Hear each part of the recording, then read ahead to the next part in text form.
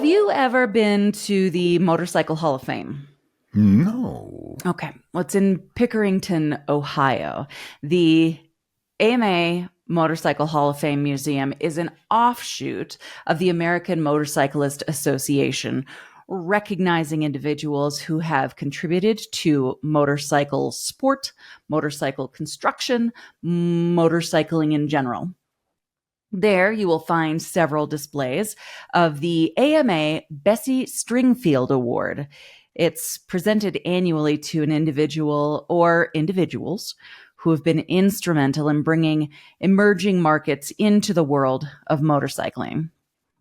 The life of Bessie Stringfield was never just one story. Her death certificate indicated she was born in March 1911 in Kingston to James Richard White and M. Cherry, a conclusion reached by an attorney managing her estate. However, a Social Security index states that she was born in March of 1912.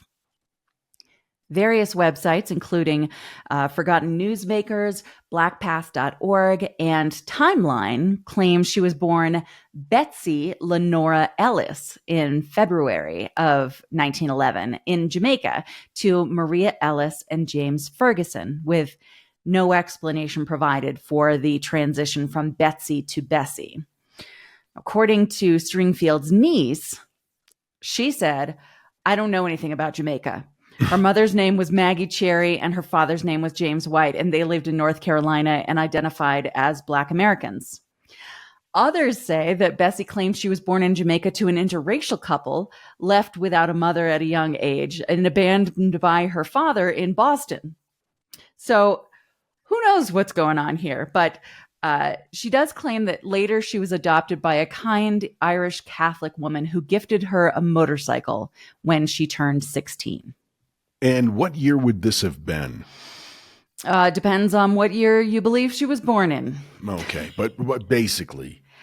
So she was born in 1911, 1912, something like that. So 16 would have made her, 1927-ish. Okay, gotcha. Something like that. Early motorcycling. Yes. Regardless of her origins, it's certain that Bessie did receive a motorcycle, a 1928 Indian Scout, and it's said that she taught herself how to ride. If she got it when it was new, in 1928, that helps kind of clarify the year. Yeah. It's said that she taught herself how to ride, and in later interviews, she insisted that God, who she referred to as the man upstairs, bestowed upon her the skills to ride. And Bessie Stringfield's life was one long, unbelievable ride. In 1930, she was around 19 years old, and she began traveling across the U.S. She started by exploring New England states. Like she said, she'd been abandoned in Boston, so that makes sense that she would have started there. But after a while, she started resorting to opening up a map and tossing a penny, and where the penny landed would determine her next destination. That is so romantic. It is. And cool. At some point, she changed or she traded in her Indian for a Harley. And this was the first of 27 Harleys that she owned throughout her life. To me, a Harley is the only motorcycle ever made, she later said. Mm-hmm. Accumulating the miles on her fleet of motorcycles and managing the necessary repairs is impressive enough in its own right, but she achieved this remarkable feat while navigating the dangers faced by a Black woman alone in the South during the Jim Crow era. Bessie traveled through all 48 states, showcasing her natural talents and can-do attitude. She would perform hill climbing and trick riding. She earned money by performing motorcycle stunts in carnival shows. But due to her skin color, she often faced discrimination while traveling. So that would lead her to sleep wherever she could, sometimes on her motorcycle at gas stations. Oh, my God. So She would fold up her jacket and lay that on the handlebars and then use that as a pillow and rest her feet on the rear fender. It Wow. had to have been precarious at best. Now, this was a time, too, where the roads weren't so great. I Yeah, mean, no, we were decades away from any kind of interstate system. it's And true. And that stopped her not at all. She traveled all over the states alone as a Black woman in 1930s America, and it wasn't just difficult, it was dangerous.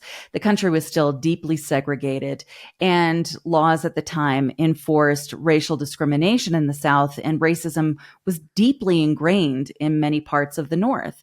Public spaces, hotels, restaurants, restrooms, bus stations often refused service to Black travelers, forcing them to rely on resources like the Negro Motorist Green Book, the if they Green could Book. access one. Yeah. Saw a documentary on that not long ago. What Yeah. a terrifying time that must have been. Unbelievable. And the fact that it wasn't like you could just go and get a green book and find out where it was safe to stay or who was safe to ask for a room for the night.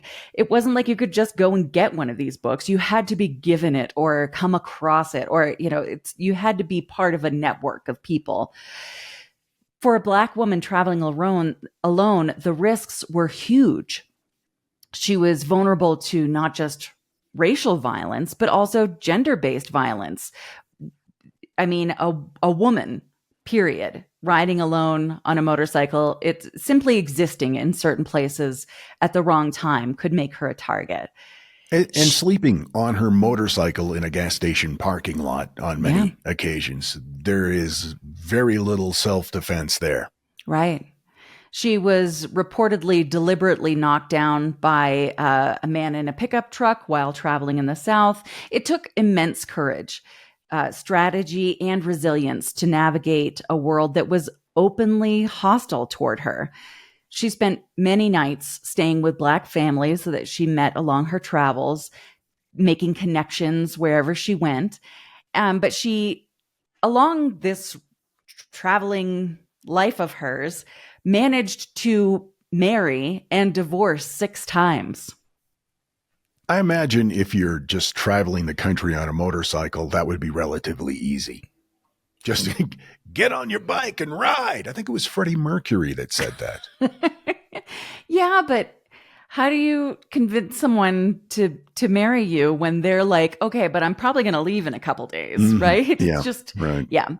The details of when and to whom she married remain largely a mystery. She did keep the last name of her third husband, Arthur Stringfield, at his request because he believed that she had made it famous, and honestly, he wasn't wrong. Bessie was the first African-American woman to ride across the U.S. solo. She, once disguised as a man, won a flat track race only to be denied the prize money the moment that she pulled off her helmet. But that didn't stop her from making headlines. Good Lord. She eventually, I'm going to say, settled, quote unquote, in Miami, where she qualified as a nurse and went on to found the Iron Horse Motorcycle Club. So it was in Miami. She was being repeatedly pulled over and harassed by police. And Bessie had had enough. She went to the police station. She made her way into the captain's office and said, listen, this is ridiculous. I am sick of this. Come watch me ride. So they went to a nearby park. She put on a demonstration that obviously she could handle a motorcycle better than most anyone. And the captain was like, all right, you got it. So he gave her approval to ride freely and told everyone basically cut it out. Just leave her alone. So she got police a stopped note from the bothering her. captain. She Basically. got a note. Yeah. Okay. Her daring stunts, like riding while standing on the saddle of her Harley, caught the attention of the press.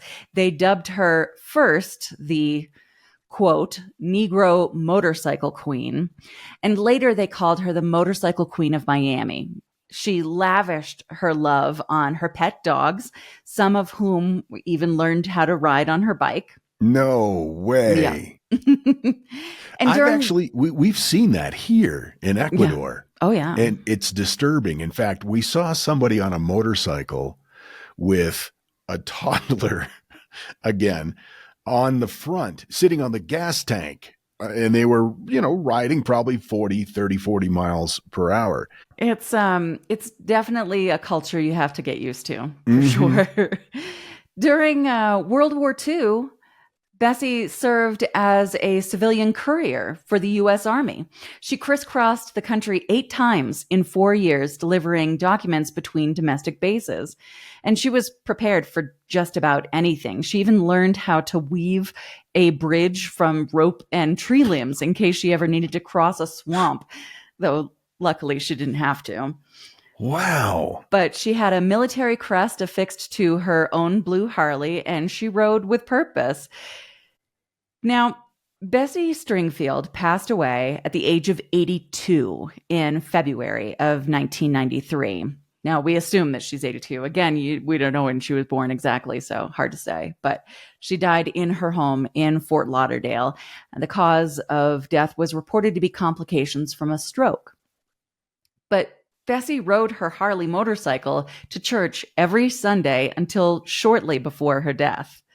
That's what I was going to ask you. Did she continue to ride right up until the end? Yep. That is awesome. Yeah. Her legacy as a pioneering motorcyclist and a significant figure in the history of Black motorcycling continues to inspire many. In 2018, the New York Times, realizing that they'd been remiss in overlooking her, finally published an obituary for her. Oh, my God. The AMA Hall of Fame honored her in 2000 with the Bessie Stringfield Award, celebrating those who bring new voices into the world of motorcycling. And 2 years later, she was inducted into the Hall of Fame herself. In 2014, the Bessie Stringfield all-female ride was created and grew quickly from its humble beginnings. In 2014, they started with 6 riders, and at the end of 2021, they had about 400 riders.